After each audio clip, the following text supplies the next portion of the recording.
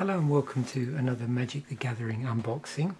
So very recently in an episode of Saturday Morning Nostalgia I was taking a look at the Planechase 2012 edition, specifically the Chaos Reigns deck, which was the Wooburg Cascade deck.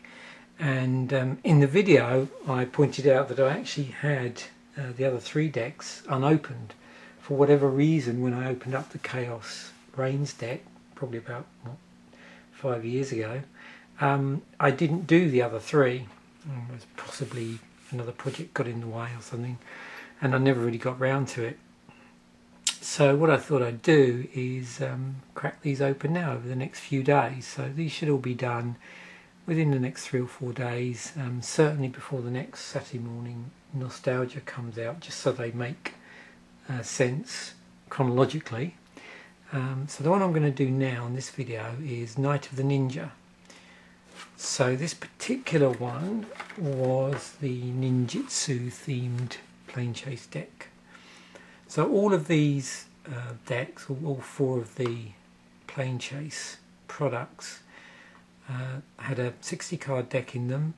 Within that deck there were 6 new magic cards, although one of those magic cards was the same card across all of the 4 decks. There were all new 10 card planar decks, because remember this Planechase is a product that had been out before. So we had a set of new 10 card planar deck with 8 plain cards and 2 phenomenon cards. There's a 6-sided planar die in here, a deck box, a strategy insert with multiplayer rules, and a learn to play guide. Now of course when you're playing Planechase, the key thing is the Planechase cards and the die. Beyond that, if you want to use another deck, then that's perfectly fine. And the other neat thing with this, and I've seen this done, I think the first year I went to HowlCon, the sort of very first year of HowlCon, I actually saw a group of people playing, I believe, yeah, it would have been called EDH at that time, because it may have been before. I'm not sure if it was before any Commander product was out, but they seemed to be playing EDH, but using Planechase cards as well. So that was pretty cool. So you can use these in a number of different formats if you want to. So definitely you can combine Planechase with EDH. So that, just so you can see, there's the actual deck box that you can use. Yeah, no, that won't take, certainly won't take sleeved cards. So I'm just going to open up this crack. I know I sort of very basically went through the concept of this in my Saturday Morning Nostalgia episode, but I'm just going to open up this again so you can just see, if anybody that's watching this video as a one-off. So the inserts for these in the decks are actually, I believe, all the same, because well, they certainly contain all 4 deck lists in here. You'll see as well. So we get the Night of the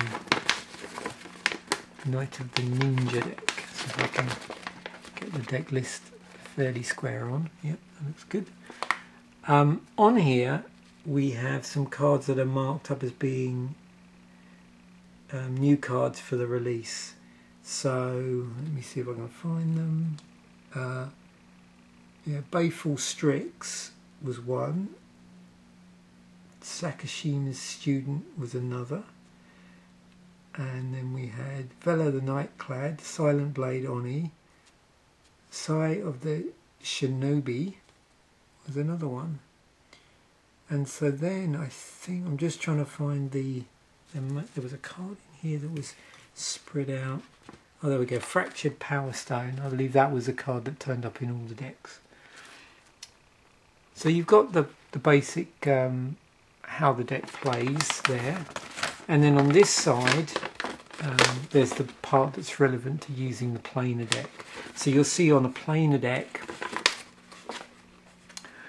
the rules text is sort of split into two parts. So you've got the actual thing, well, the ability, if you like, of the plane, if that's the word they use for this, that activates. So it says whenever a creature leaves the battlefield, its controller draws a card. So that's active while this particular plane is active. Then below it you have the thing that's triggered based on the planar die being rolled. So this here is the deck's chaos symbol, and so if you happen to roll this, then this here, whatever's on in this area, and you can see it's different for different cards, gets activated. So it says when you roll the chaos symbol, return target creature you control to its owner's hand. And you can see here it goes through all the things about if you roll a blank face, nothing happens. If you roll the chaos symbol, the face up playing cards chaos ability triggers. You can cast instance and activate abilities before it resolves. If you roll the planeswalker symbol, the face up planar cards unwritten planeswalking ability triggers. Players may cast instances activate abilities before it resolves. When the planeswalking ability resolves, the face up playing card is put on the bottom of its own as planar deck, and then you turn the top card of your planar deck face up. If it's a phenomenon card, blah blah blah blah. Okay, so the thing with this, what you've got to remember is everybody has their own planar deck. It's treated like a separate library. You don't really put it on the battlefield as such, so they're not permanents, you can't destroy them, and at any given time the game has one face up plane whose abilities affect the game. So obviously you need to keep tabs on what, whose player's plane is actually in operation. And the point to remember with this is during your turn, at any time you could cast a sorcery, you may actually roll the planar die. You can do this multiple times in the same turn, and to roll the die you must pay an amount of mana equal to the number of times you've already rolled the die. So the first roll's 3, the second costs 1, and the third costs 2, and so on. So that's how those cards and this die fit in with the game generally. So we'll have a look through these particular cards because we wouldn't have seen these when I was doing the review of the other deck, because each deck comes with its own set of these. There may be some duplications. We'll see anyway. We can always compare the videos. Takinuma, that's the plane of Kamigawa. Bloodhill Bastion in the plane of Equilor. So whenever a creature enters the battlefield, it gains double strike and haste until end of turn. And the chaos part of it, when you roll the chaos symbol, exile target non-token creature you control, then return it to the battlefield under your control. Gavany is an Innistrad. All creatures have vigilance. Whenever you roll planar chaos, whenever you roll the planar symbol, creatures you control are indestructible this turn. Which is the chaos symbol. Getting muddled up here. Glen Elendra, plane of Lorwyn. At the end of combat, you may exchange control of target creature you control that dealt combat damage to a player this combat and target creature that player controls. If you roll the chaos, whenever you roll chaos, gain control of target creature you own. Of course, I suppose you can elect not to roll the die at all. Carissa Foothills, I think that is the plane of Mongseng. Whenever a creature you control attacks a player, for each other opponent you may put a token that's a copy of that creature onto the battlefield tapped, and attacking that opponent, exile those tokens at the beginning of the next end step. Whenever you roll the chaos symbol, you may sacrifice any number of creatures. If you do, Karasha Foothills deals that much damage to target creature. Norn's Dominion is on New Phyrexia. When you planeswalk away from Norn's Dominion, destroy each non-land permanent without a fate counter on it, then remove all fate counters from all permanents.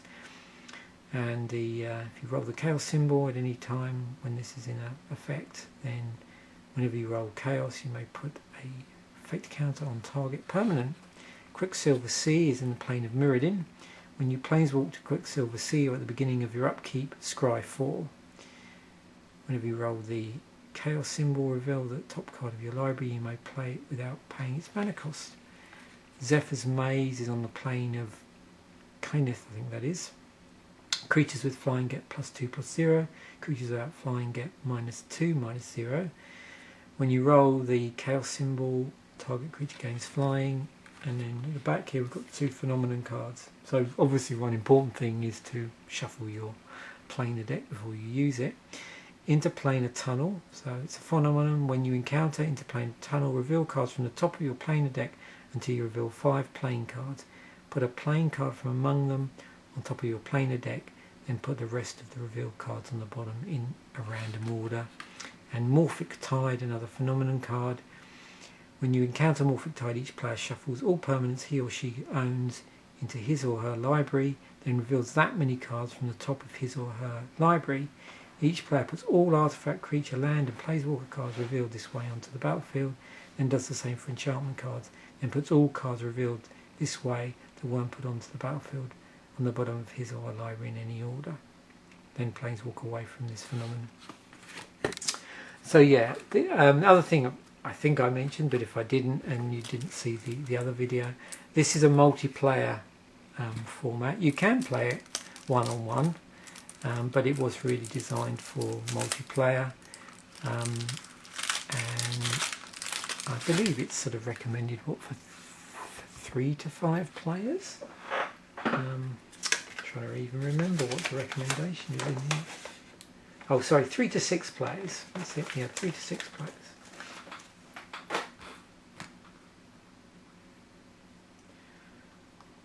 Right. So this is interesting. This seems in no particular order. So we'll just go through this till we hit some rares. I was expecting to see the lead card at the front. I'll just make sure I didn't inadvertently leave that. No, it's probably buried in the deck then. So, Tormented Soul is in here. There's a couple of copies of those. Augury Owl, another 2 copies. Skull Snatcher. So the first card we've seen, I think, with ninjutsu on it. So just to refresh your memory, Skull Snatcher costs 1 and a black to cast. And it's a creature rat ninja, which was a prevalent thing, I think, in the set that ninjutsu comes from. So ninjutsu for black, black return an unblocked attacker you control to hand. Put this card onto the battlefield from your hand, tapped and attacking. Whenever Skull Snatcher deals combat damage to a player, exile up to 2 target cards from that player's graveyard. So the thing with ninjutsu, this is very much a combat-oriented ability. Okay, you're also playing around with. Inkfathom Witch, Baleful Strix. It's got Flying and Death Touch on it. There's a couple of those. And of course, some of these cards that were unique to Planechase didn't necessarily stay that way and were printed in other decks and possibly other sets. Dimir Infiltrator. So a couple of those. Mistblade Shinobi. Walker of the Secret Ways.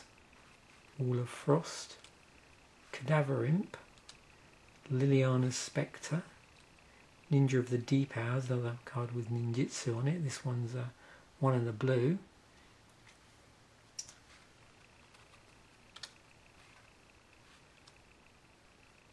Sakashima's Student. So this is I think our first rare we've seen so far.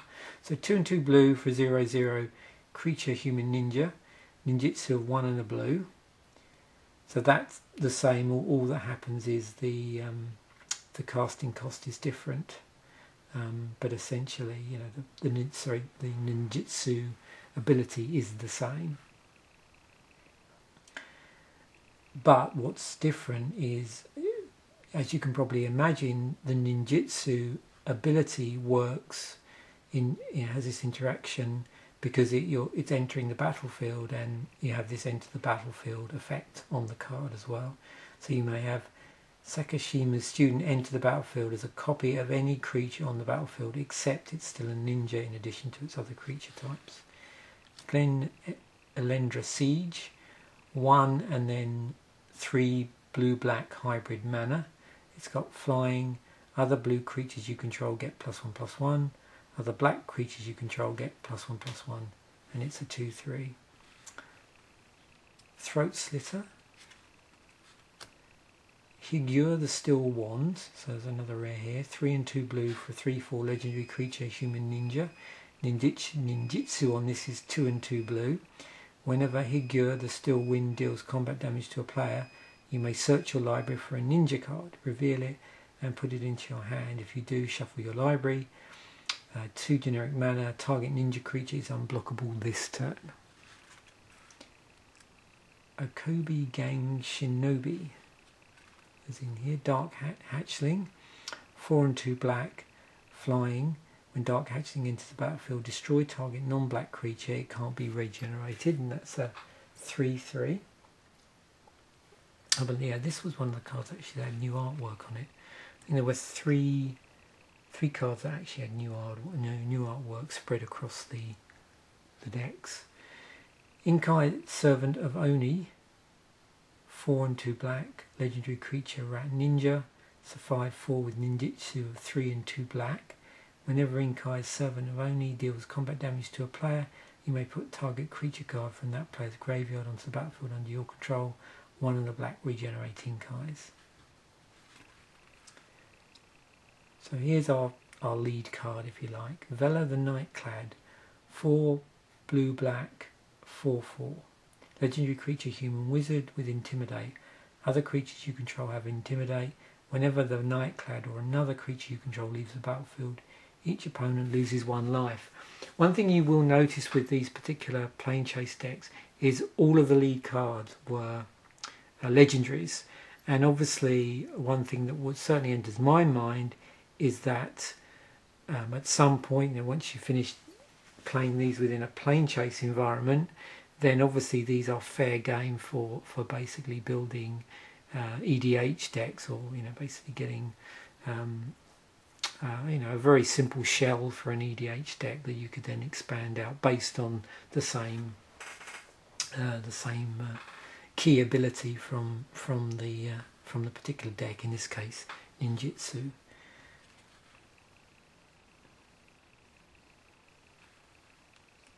Silent Blade Oni, so that's 3, 2 blue, 2 black for a creature demon ninja. Ninjutsu, 4 blue black. Whenever Silent Blade Oni deals combat damage to a player, look at that player's hand. You may cast a non-land card in it. You may cast a non-land card in it without paying that card's mana cost. So we've got some non-basic lands in here for fixing, so no surprise to see a Dimir Aqueduct in here, which fixes for blue-black. There's a couple of those. Also Jawar Refuge from the I believe Zendikar block, so those were the ones that came into battlefield tapped, and then you gained 1 life, and they would tap. In this case, this one taps for blue-black. We've got Tainted Isle, so we add 1 generic mana to your mana pool, 1 colourless to your mana pool, and then tap, add blue or black to your mana pool. Activate this ability only if you control a swamp. There's Terramorphic Expanse in here, and then we've got our regular basic land mana base. So there's our islands,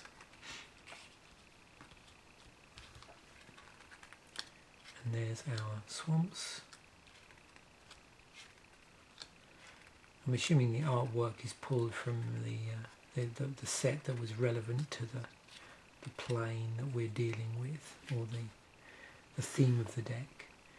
Sow of the Shinobi, so we've got a bit of equipment in here. There's a couple of those.